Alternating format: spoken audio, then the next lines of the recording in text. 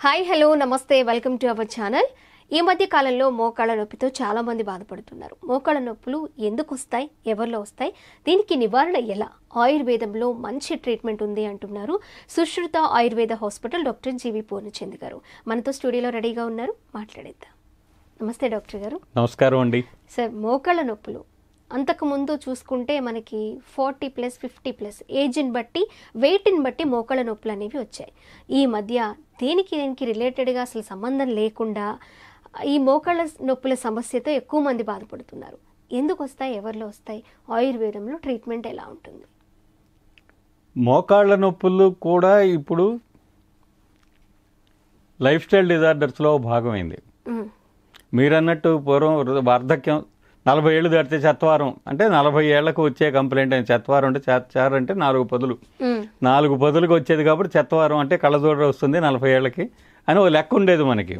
అట్లాగే మోకాళ్ళ నొప్పులు అనేవి 50 ఏళ్ళు 60 ఏళ్ళు దాటిన తర్వాత మోకాళ్ళ నొప్పులు లేకపోతే ఆశ్చర్యపడాలి, కుర్రాళ్ళలాగా పరిగెడతారా ఏంటి ఇట్లా అని చెప్పిన మనం ముసలాళ్ళు అంటూ ఉంటాం. మనం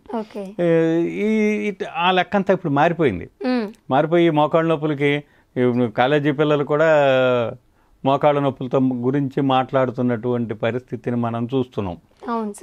పిల్లలు మామూలు 7వ తరగతి 8వ తరగతి పిల్లలు కూడా మోకాళ్ళ నొప్పులు, కాళ్ళ నొప్పులు అని చెప్పి అనడాన్ని మనం చూస్తున్నాం.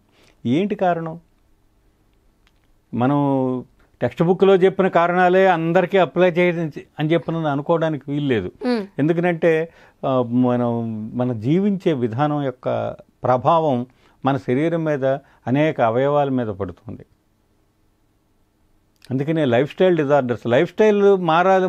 సాధారణంగా doctors prescription number 1 change food, prescription number 2 change life style అంటారు. అలాగే అని మన తలకాయ ఊపి వచ్చేస్తాం.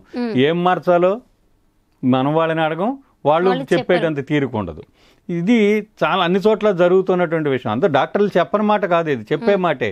కానీ మనం పాటించేదానికి వచ్చేసరికి సరైన అవగాహన లేకపోవటం, దానివల్ల మనం పాటించలేకపోవటం జరుగుతుంది. సో మోకాళ్ళ నొప్పులు సరే అనేక కారణాలు ఉన్నాయి. ఇంజురీ జరగచ్చు. మోకాళ్ళు ఏంటంటే 3 ఎముకలు ప్రత్యేకమైనటువంటి జాయింట్. అది మోకీలు అంటున్నారు. ఇప్పుడు మోకీలు అనే కొత్త పదం ఇప్పుడు పత్రికల్లో వస్తుంది.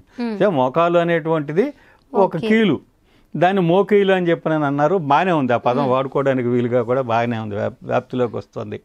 ఈ మోకీల్లో మనకి ఆ పైన మోకాటి చెప్ప, ఈ పైన థైబోను, కింద ఉన్నటువంటి ఎముక, వీటిని కట్టి ఒక జాయింట్ లాగా తయారు చేస్తున్నటువంటి లెగమెంట్స్ అనేటువంటి కండరాలు, ఆ పైన మోకాటి చెప్ప, ఇవన్నీ కూడా వీటికి మధ్య కార్టిలేజ్ అనేటువంటి మెత్తటి ఎముక పదార్థం, ఇవన్నీ కూడా ఈ మోకాలు చక్కగా నడిచే బలంగా మన శరీరం యొక్క బరువుని హాయిగా చక్కగా మొయ్యగలిగేటువంటి శరీరం బరువుని ఏం మోస్తోంది?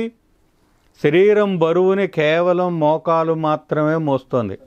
ఎవరు మోహం చూసి నిద్ర లేచినట్టుగా వచ్చే మోకాళ్ళ నొప్పుల గురించి మనం ఎక్కువ మాట్లాడుకుందాం. ఎందుకంటే ఒక రీజన్తో వచ్చే వాటి గురించి మనం ఆ రీజన్ తెలుస్తూనే ఉంది. గాయం అయింది, గాయానికి చికిత్స జరుగుతుంది. కానీ ఇవి ఏమేమి ఉండవు, లేకుండానే మోకాళ్ళ నొప్పులు వస్తూ ఉంటాయి. సరే, ఎక్స్రేలు తీస్తే బోల్డ్ అని తేడాలు ఉంటాయి, మనకి తేడాలు కనిపిస్తూ ఉంటాయి.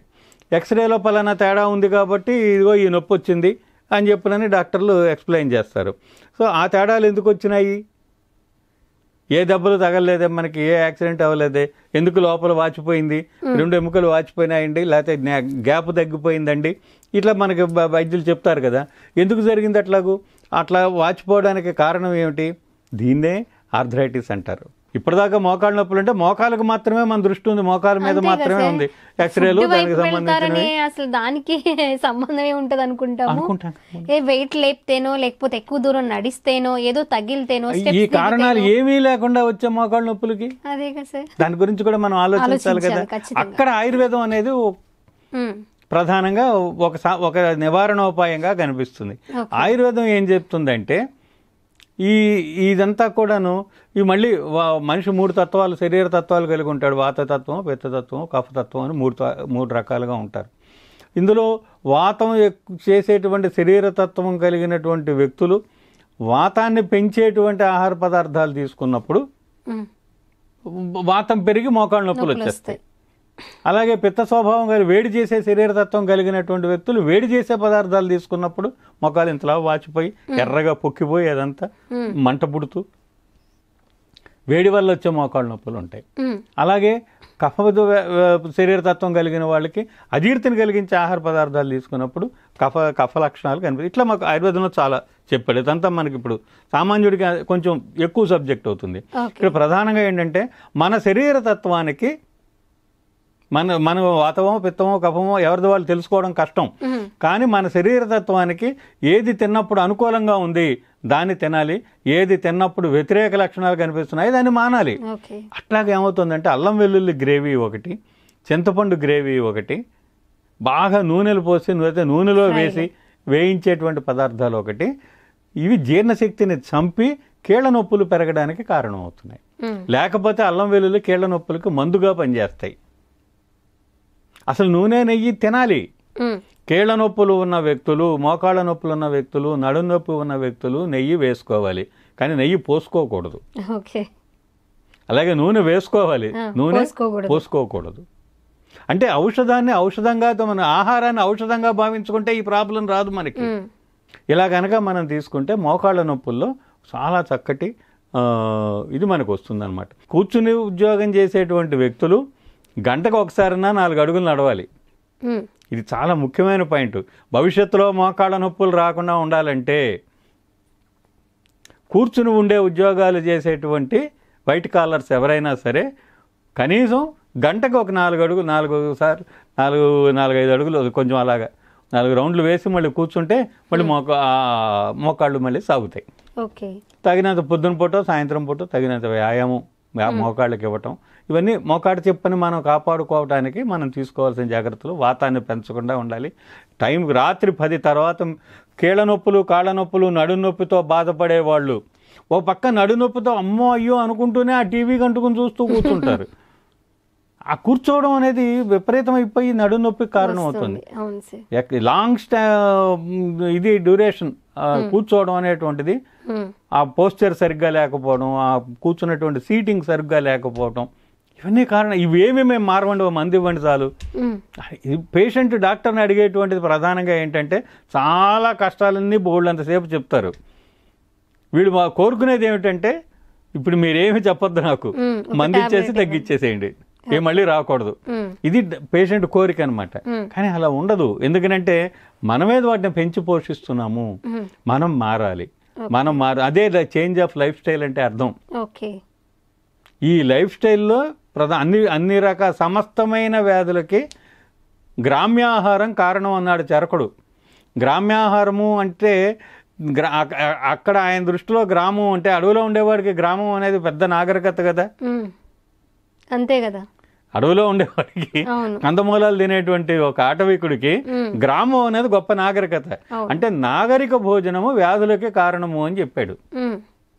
నాగరిక భోజనం అంటే ఏమిటి? ఇదిగో అల్లం వెల్లుల్లి మసాలాలు, ఆయిలీ ఫుడ్స్, స్పైసెస్, స్పైసెస్, రెస్టారెంట్లో భోజనం. అలాగే దుంపకూరలు భయంకరమైన వ్యాధులు తెచ్చేస్తాయి. దుంపకూరలు అక్కడికి దుంపకూరలు తినండి అంటూ ఉంటారు. హాయిగా దుంపకూరలు ఏమి చేయలే మోకాళ్ళ నొప్పులకి. మనవైన దుంపకూరలు, బంగాళదుంపలు మనవి కాదు, అవేవో తర్వాత అమెరికా నుంచి మనకు వచ్చినటువంటి అన్నీ ఏదో ఒక అపకారం చేసేవేనండి. మిరపకాయలు అక్కడి నుంచి వచ్చేవి, పొగాకు అక్కడి నుంచి వచ్చిందే మనకి. ఇవన్నీ ఆ పోర్చుగీసులు తీసుకొచ్చి మన నెత్తిన బాగా రుద్దారు. అర్థమైంది. ఇవన్నీ కూడా అంతా 150-200 ఏళ్ల దగ్గర నుంచి మనకు అలవాటైనటువంటి వస్తువులు. సో ఈ బంగాళదుంపలు కూడా అంతే. అది మన బంగాళదుంపలు లాంటివి జీర్ణశక్తిని చెడగొడతాయి. కానీ క్యారెట్, కీర, ముల్లంగి ఇవన్నీ బాగా ఆహార పీచు కలిగినటువంటి దుంపకోట, కంద, పెండలం ఇవి మోకాళ్ళ నొప్పులను తగ్గిస్తాయే కానీ పెంచవు. విరేచనం అయ్యేలాగా చేస్తాయి. విరేచనం అయిన రోజు మోకాళ్ళ నొప్పులు ఉండవు. అందుకని దుంపకూరల్ని చెడ్డగా మనం భావించక్కర్లేదు నొప్పులకి. ఇవి ఇటువంటి ఆహారాన్ని కనుక మనం తీసుకుంటూ, ముఖ్యంగా త్రిఫలా చూర్ణం. త్రిఫలా చూర్ణానికి ఉన్నటువంటి ప్రధానమైనటువంటి లక్షణం ఏంటంటే ఈ విషదోషాలను పోగొట్టి చక్కగా విరేచనం అయ్యేలా, అంటే విరేచనాల మందు కాదు అది, విరేచనం అయ్యేలాగా పేగులకి అది సహకారం ఇస్తుంది. పేగుల్ని పోషిస్తుంది. శరీరంలో ధాతువులన్నీ కూడా చక్కగా నిర్మాణం అయ్యేలాగా చేస్తుంది. అరిగిపోయినాయి అంటాం, ఎముకలు అరిగిపోయినాయి అంటారు. మరి అరిగింది పుట్టాలి కదా, పుట్టేలాగా చేయడానికి అంటే డిజెనరేషన్లోంచి రీజనరేషన్ అనేది రావడానికి మనకి ఇది త్రిఫలా చూర్ణం బాగా ఉపయోగపడుతుంది. స్ట్రెస్ ఫ్రీగా గనక మనం ఉండగలిగితే, మనసుని ప్రశాంతంగా ఉంచుకోగలిగితే కేళ్లవాతము మనల్ని ఏమీ చెయ్యదు. ఓకే సార్, చాలా మంచి విషయాన్ని షేర్ చేసుకున్నారు. మోకాళ్ళ నొప్పులు అంటే సర్జరీలు, మెడిసిన్, బరువులు ఎత్తకపోవడం, స్టెప్స్ దిక్కుండా జాగ్రత్త పడడం, ఇవి మాత్రమే అనుకుంటారు. కానీ మీరన్నట్టు ఆహారం కూడా మనం ఎలా తీసుకోవాలి, మైండ్ ఎంత పీస్ఫుల్గా ఉంచుకుంటే ఈ మోకాళ్ళ నొప్పి నుంచి తగ్గించుకోవచ్చు అనే విషయాన్ని చాలా సింపుల్గా, ఇది ఏ హాస్పిటల్కి వెళ్ళక్కర్లేదు, ఏ మందులు తినక్కర్లేదు, ఎలాంటి మందులు మన జాగ్రత్తలు తీసుకుంటే పనిచేస్తాయి మందులు. అప్పుడు అదే సార్, మనం అట్టాగే ఉంటూ మనం వ్యాధిని పెంచుకుంటూ ఉంటాము, మందేసి తగ్గించుకుంటూ ఉంటాం, కానీ రిజల్ట్ అక్కడే ఉంటుంది. మీ మందు వేసుకుంటే అట్టట్టాగే ఉందండి, మళ్ళీ మొన్నాడు వచ్చేస్తుందండి అంటాడు, మళ్ళీ మనం 2 సెకండే మందు వేసుకోవాల్సిందే. అది ఓకే, ఇలాంటి జాగ్రత్తలు తీసుకుంటే మోకాళ్ళ నొప్పుల నుంచి బయటపడవచ్చు. ఆయుర్వేదం ఇలా ఉంటుంది. మరి ఆరోగ్యం, ఆనందం, అందం కూడా ఆయుర్వేదం వైపు, ఆయుర్వేదం ట్రీట్మెంట్ గురించి తెలుసుకోండి. ఆయుర్వేదం ఎలాంటి ఉపయోగాలు ఉన్నాయి ఆ ట్రీట్మెంట్ వల్ల అనేది చాలా మందికి కూడా ఇప్పుడు అవేర్నెస్ వచ్చింది. సో ఆయుర్వేదం వైపు వెళుతున్నారు, వాడుతున్నారు కూడా. మరి ఇప్పుడు సార్ చెప్పినట్లు ఇంకొన్ని విషయాలు మనం ఆయుర్వేదంలో ఎలా ఉంటాయి, ఆయుర్వేద వైద్యం ఎలా ఉంటుందనే వివరాలు తెలుసుకుందాం. Thank you.